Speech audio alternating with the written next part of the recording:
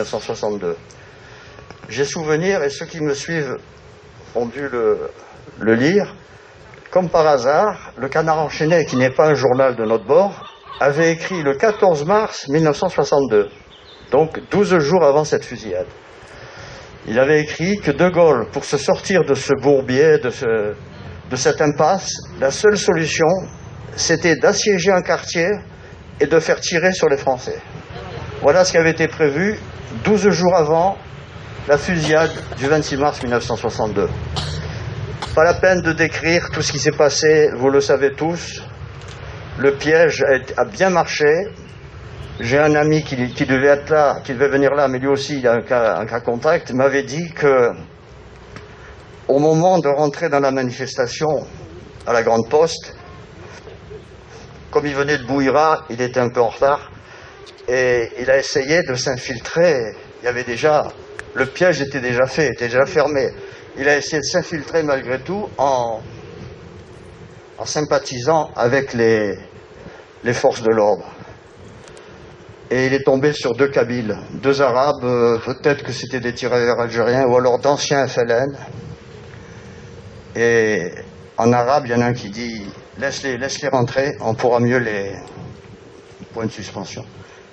Comme mon copain connaissait très bien le kabyle et tous les dialectes, il a dit à son copain « faisons demi-tour, ça va barder ». Et ils étaient à peine à 30 mètres que la fusillade a commencé. Donc tout ça pour vous parler d'une préméditation gaulliste. Merci. Je laisse la parole à François Paz.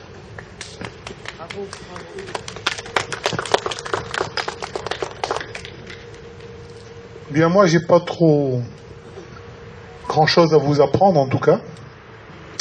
Voilà maintenant des dizaines d'années que nous venons tous, déposer une gerbe pour une mémoire qui nous est chère.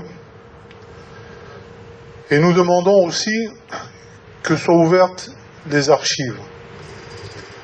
Je pense que la bévue qui a été faite de laisser M. Stora fouiller un peu les mémoires sélectives oblige un petit peu le pouvoir à les ouvrir, ces archives. Et je pense que petit à petit, nous allons tout droit vers certaines reconnaissances, celles que nous attendons depuis tant d'années. Je parle peut-être un peu vite, mais certains signes ne trompent pas. Ainsi, Mme Dariussec, secrétaire d'État aux anciens combattants, va déposer une gerbe aujourd'hui en mémoire du 26 mars. Au nom du gouvernement. Ce n'est pas une initiative personnelle. Ce qui veut dire que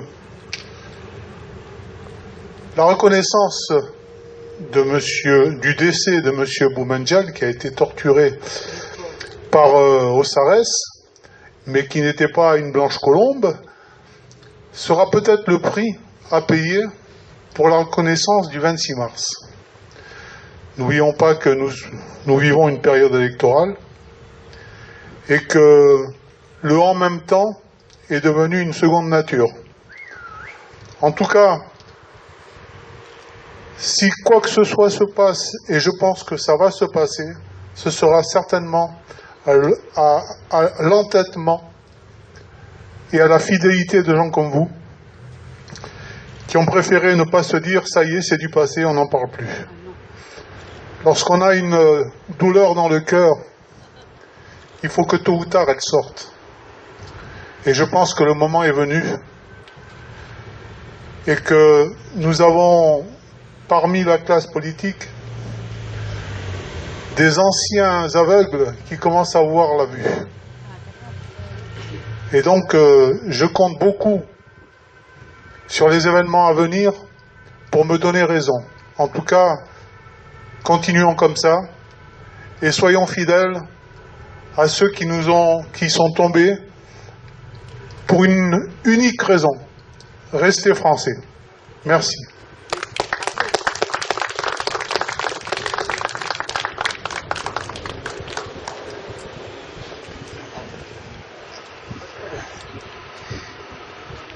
Je vais vous parler au nom du CNR.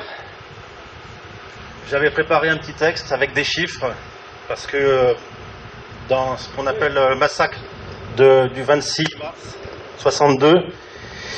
Il y a des gens qui ont parlé, entre autres Edmond Jouot, qui faisait partie des putschistes et qui a donné un petit peu ce qu'il savait de l'événement.